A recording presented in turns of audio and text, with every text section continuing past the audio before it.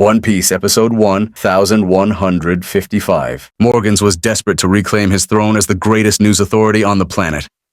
With chaos spreading across the world, he saw nothing but opportunity.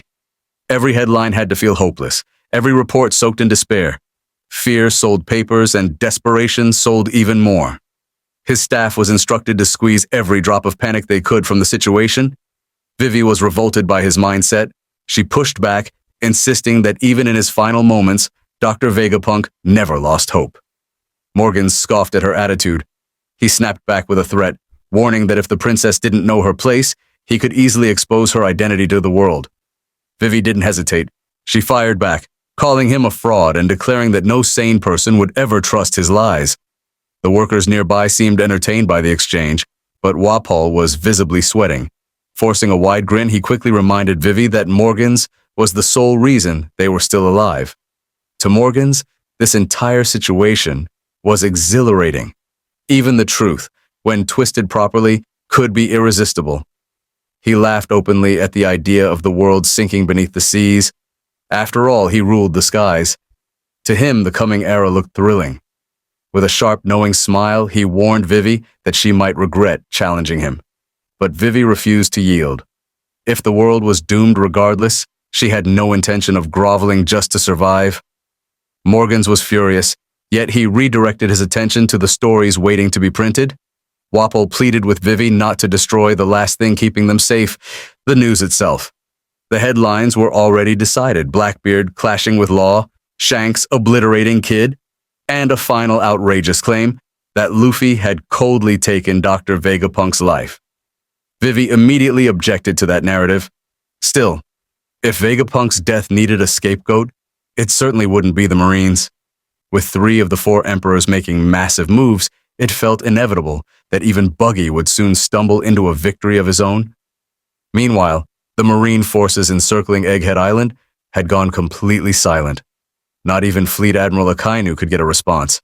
A creeping fear took hold. Had they all been wiped out? Sentomaru was seen drifting away in a small boat with only minimal supplies. The massive man couldn't hold back his tears. Whatever power Joy Boy unleashed hadn't affected him. Perhaps it only targeted those who harbored malice toward Luffy.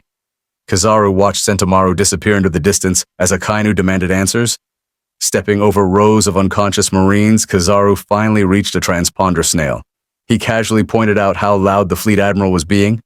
Akainu hadn't expected Kizaru to be the one answering. He demanded to know what had happened to everyone. Kizaru explained plainly. Every Marine was knocked out, foam at their mouths, clear victims of overwhelming Conqueror's haki. Akainu brushed that aside and pressed him for details about St. Saturn. Was the Elder unharmed? Had the power station fallen? Did any targets escape? Kizaru dismissed the interrogation. Matters like that were above his pay grade to report. He suggested Akainu wait until the younger Marines regained consciousness. That response earned him a sharp rebuke for slacking off. In return, Kizaru quietly asked a question of his own. Had Akainu ever been forced to kill his closest friend? The line fell silent. Akainu's thoughts drifted back to his first encounter with the world's smartest man. Vegapunk's enormous head had left an impression. The doctor hadn't begged or resisted. He simply asked how much funding he would receive. He already knew his arrest was just an excuse to exploit his genius. All he cared about was whether they were willing to invest in his research. Kizaru had found that amusing back then.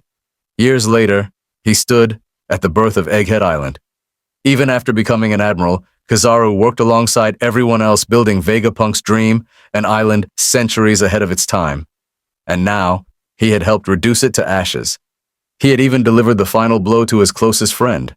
Overcome with emotion, Kizaru challenged Akainu's accusation. If the Fleet Admiral had time to question him, then he was welcome to come see the aftermath himself. For someone as detached as Kizaru to break down like this, Akainu understood the mission must have been hell. He offered a rare apology for crossing the line. Kizaru merely told him to watch his tone. Back aboard the Thousand Sunny, an unnatural silence hung in the air. The crew wondered if the celebration had ended before it even began.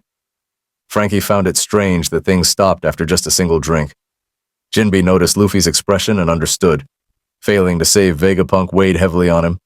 Their Egghead outfits were already gone. Frankie argued that they had gone up against 5 elders, an admiral, CP0, the Seraphim, and an entire naval blockade. Just surviving was a miracle. Jinbe agreed, but Zoro scoffed. To him, sulking like this was embarrassing, especially for an emperor of the sea. Zoro doubled down on his stance, saying that the death of an old man shouldn't be weighing on their captain this heavily. It sounded harsh, but at the same time, different perspectives within the crew weren't necessarily a bad thing. Aboard the massive giant ship, Lilith finally regained consciousness. The mood instantly lifted, especially for Sanji, who was visibly relieved to see her awake. As Lilith sat up, she adjusted the device in her ear, clearly receiving new information. That's when it hit her. Everything around her was enormous. Being on a giant's vessel made the scale difference impossible to ignore. The Straw Hats carefully broke the tragic news about the other Vegapunks and apologized for not being able to save them. Nami expected Lilith to be confused or shaken, especially after Atlas had struck her so violently. Instead, Lilith calmly absorbed the situation and revealed that she already knew what had happened. That response completely baffled Sanji. Excusing herself, Lilith stepped away to cry in private. Usopp couldn't help but question what actually made her the evil Vegapunk. At worst, she seemed obsessed with funding and had a habit of stealing. If that qualified as evil, then Nami might be in serious trouble. Almost immediately after, Lilith cheerfully announced that she was starving. She explained that the hunger came from being cut off from York. As the embodiment of greed, York used to handle eating for all of them. Thankfully, the giants had generously left behind piles of fruit. In most stories, that wouldn't mean much, but in One Piece, fruit always feels important. When Brook gestured toward the table, he sensed something unsettling about it as well. Meanwhile, Luffy was still sulking over Vegapunk's death. Chopper explained that Luffy had been blaming himself non-stop and had barely eaten, only managing 5 clusters of massive grapes, which was still an absurd amount by normal standards. Lilith acknowledged Luffy's sadness, but reminded them that she already had the full picture. Sanji didn't understand what she meant until Lilith admitted that while she truly was grieving, the situation depended on how one looked at it. Then she dropped a bombshell. All of the Vegapunks were still alive. Everyone froze in disbelief. Lilith quickly clarified. Physically, they were gone. Functionally, they no longer existed. The crew struggled to process that, briefly wondering if she meant something like ghosts, which wasn't entirely impossible given Perona, or a certain Soul King. Realizing it was too complicated, Lilith simplified it for Luffy. He had kept his promise. As long as Punk records remained intact, the Vegapunk satellites lived on, their memories, thoughts, and data were all preserved in the cloud. That revelation explained why Oda had treated Vegapunk's death so differently compared to other near-deaths in the series. The effect on Luffy was instant. He sprang onto the table and shouted to the giants, his energy completely restored. They could all tell his mood had shifted. Luffy thanked them sincerely for their help, and with his spirits lifted, the decision was made. This was cause for a feast. Usopp called down to Zoro as the giant chef below revealed he had been waiting for this exact moment. With Luffy sulking earlier, he'd had plenty of time to prepare. He encouraged everyone to eat as much as they wanted. Once the sun god's hunger was satisfied, Robin wrapped her arms around her favorite crewmate like a plush toy. With Elbaf ahead, she might finally see Saul again. Chopper shared her happiness, though something about it made the future feel less straightforward than it sounded. The giants raised a toast and called on Luffy. They recalled Vegapunk's words, that whoever claims the One Piece will shake the entire world. Curious, they asked who Straw Hat believed would find it. That was all Luffy needed. It didn't matter who stood with him or against him. No matter what, Luffy declared that he would become the king of the pirates. The crew and giants alike celebrated, not just their survival, but the ultimate victory waiting ahead. Their course was set northeast. They now sailed toward the legendary land of giants, Elbaf. As the scene fades, a shadowy figure with a drink in hand seems to welcome their arrival. Oda has been introducing an incredible number of silhouettes lately, but at the very least, one thing feels certain. Luffy is about to grow even stronger in Elbaf. The chaos on Egghead Island has finally begun to calm down. As the Marines regain control of the situation, they start recovering the Seraphim. What stands out, though, is the reveal that these weapons need time to recharge. That immediately raises a lot of questions.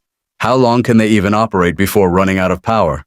Interestingly, the weaponized sea beasts and the Mark III Pacifista are treated as a separate matter altogether, hinting that the world government sees them very differently. Not long after, Lucci and Kaku are met by other Cypher Paul agents. Their relief quickly turns to shock when they notice Stussy isn't with them. Lucci coldly informs them that she was killed during the mission. The agents are horrified, but the truth is far murkier. Stussy actually escaped the island, and Kaku was the last person to see her alive. His silence says everything. Lucci isn't someone who would protect a traitor, so it's likely Kaku lied and claimed he personally dealt with her. When Stussy eventually resurfaces, Lucci's reaction could reveal a lot about his past. And whenever CP0 is involved, history-altering events are never far behind. Aboard a marine vessel, St. Saturn addresses the gathered vice admirals. He declares the mission largely successful. They secured York Punk Records and the power facility. With all of that under their control, the Mother Flame is now within reach. This was IMU's objective, and by that standard, Saturn considers the outcome acceptable. Still, there was one massive failure. Red King bows first, apologizing for their inability to capture Bonnie and the Straw Hats. Doberman follows, clearly humiliated. Even with a full buster call, 9 vice admirals, and an admiral present, they failed. The officers request permission to pursue the pirates to Elbaf. Saturn pauses, then refuses. To him, the true failure wasn't letting the pirates escape, it was allowing Vegapunk's broadcast to happen at all. They reacted too slowly, and to make matters worse, Emmeth appeared and aided the Straw Hats' escape. Saturn reflects on the irony. 2 centuries ago, when Emmeth attacked the Holy Land, he personally ordered scientists not to destroy it. Even though higher command wanted it eliminated, Saturn insisted it be studied instead, promising to take responsibility if the truth ever surfaced. The researchers were stunned. They believed the robot could become the foundation of a new military age. Eventually, despite their efforts, Emmeth ended up in Vegapunk's hands and remained dormant for years. Yet Saturn is convinced the robot moved to protect Luffy. And that realization makes one thing clear. Saturn himself doesn't fully understand Emmeth, nowhere near as much as one would expect. Doberman, ever loyal, cautiously questions whether Vegapunk's broadcast contains some truth, given how seriously Saturn treats it as a failure. The Elder does not take kindly to that implication. In an instant, Doberman is blasted away. Vice Admiral Guillotine can only scream for a medic. Elsewhere, York struggles inside the lab. Something is clearly wrong. The Sky Cloud production has spiraled out of control, throwing the entire Cloud factory into chaos. Realizing what's happening, York raises her weapon. This can only be Edison's doing. And she's right. Edison laughs, fully admitting it. When York fires and destroys the terrain, she unknowingly helps the Clouds escape, exactly as Edison planned. Even after the battle ends, the world government suffers another blow. Back in the Holy Land, Punk Records has arrived, but the Celestial Dragons are furious. They scoff at Vegapunk being called the world's smartest man, dismissing him as a fraud. They also vent their rage at the Fleet Admiral for failing to handle Kuma properly. As for the world sinking into the sea, they couldn't care less. They already live above everyone else. One dragon throws a tantrum over dinner, furious that he received fish instead of beef.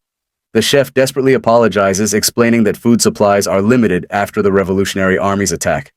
The noble calls the beautifully prepared meal scraps and executes the chef anyway. He isn't alone. Another dragon missed a meal the previous day and was denied snacks. To them, this is oppression. They openly wonder if famine has begun, completely detached from reality. A skipped lunch and missing sweets are enough to make them crave blood.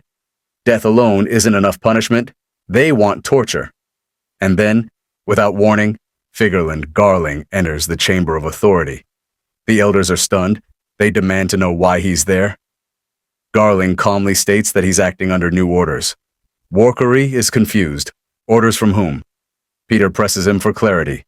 Mars, already irritated, snaps at Garling for overstepping his place. Jew Peter waits in silence. No one is supposed to know that someone sits upon the empty throne. So the question hangs in the air. Who could possibly be giving these orders? Standing above them all, Garling finally removed his shades and delivered the revelation that stunned the entire room. Vegapunk York was no longer a shared concern. She was now his responsibility. After all, Garling had just been appointed the new warrior, god of science and defense. The elders could barely process what they were hearing. Mars was frozen in shock, fully grasping what this shift in power meant. Garling calmly took a seat and spoke of the future with chilling certainty. The world, he said, was approaching an unprecedented level of unrest. Rebellion on a scale never seen before was inevitable. That was precisely why he had summoned the other elders, to work alongside him and reshape the world before it spiraled completely out of control. A cold sweat rolled down Jupiter's face. Something ancient and ominous had clearly entered the conversation. Back on Egghead, Saint Saturn completely lost control. While addressing the vice admirals, he suddenly began screaming in agony, clutching his own throat as black energy leaked from his body. The medics still hadn't arrived. Vice Admiral Dahl had never witnessed anything like it. The Marines were paralyzed. An elder could not be allowed to fall, yet no one understood what was happening. Some wondered if it was a disease, a cruel irony given Saturn's past actions toward Ginny. Saturn's condition rapidly worsened. His body withered, collapsing inward as if his very existence was being erased. Despite the terror, Saturn seemed to understand exactly what was happening. In his final moments, one name escaped his lips. IMU. This was punishment. Joy Boy was the reason the pirates escaped, but Saturn was the one who allowed it to happen. He begged for mercy, insisting there was no way he could have predicted such overwhelming power. But excuses no longer mattered. He had already been ordered to destroy Emeth, yet chose secrecy instead. The risk was unnecessary and unforgivable. A massive wave of energy tore through the ship, violent enough to hurl every vice admiral across the room. These men had been toyed with by forces far beyond them for far too long, and this felt especially merciless. When the chaos ended, nothing remained of Saint Saturn except his skeleton. At the very least, his brutal end might appease the furious celestial dragons, especially now that Garling had earned their favor through the execution of Saint Mrosgard. For Dahl, however, this nightmare would linger for years. Meanwhile, the Vegapunk satellites, once mourned by the Straw Hats, had ascended to the clouds themselves. Shaka realized they hadn't been able to do the same with the Labostratum. Atlas explained that York had interfered. Pythagoras pointed out that since punk records still broadcast worldwide, York could technically access it, something fans had long questioned. Edison agreed, saying it was still better than making things easy for her. Until they could share everything with the world, their brain had to remain protected. Shaka doubted that would happen for another 500 years, an absurdly long time, but not impossible for beings like them.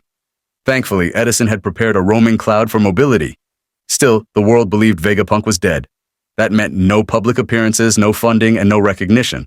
Their research would stall unless their allies stepped in. Edison modified his own body with mismatched parts and proudly asked for opinions.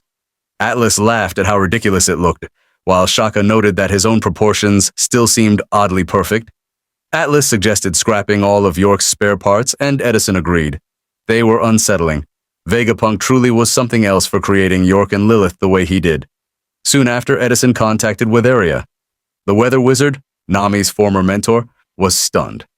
He genuinely believed Vegapunk had died, which made it clear just how much trust the satellites were placing in their allies. Elsewhere, the Revolutionary Army was still reeling from Vegapunk's broadcast. The idea of the world slowly sinking beneath the sea was almost impossible to grasp. Koala reminded them that the Void Century hid a massive global war, one that ended when the ancient weapons plunged the world 200 meters underwater. Worse still, whoever claims the Onepiece may inherit not just a title, but that same apocalyptic power. Bello Betty refused to accept that outcome. Sabo realized this likely explained why the celestial dragons chose to live atop the Red Line. Ivankov connected the dots further. This was why slaves had spent centuries building colossal bridges and structures across the world. Karasu, Lindbergh, and Morley all felt the same thing. The pieces were finally coming together. Dragon, however, stood alone by the sea.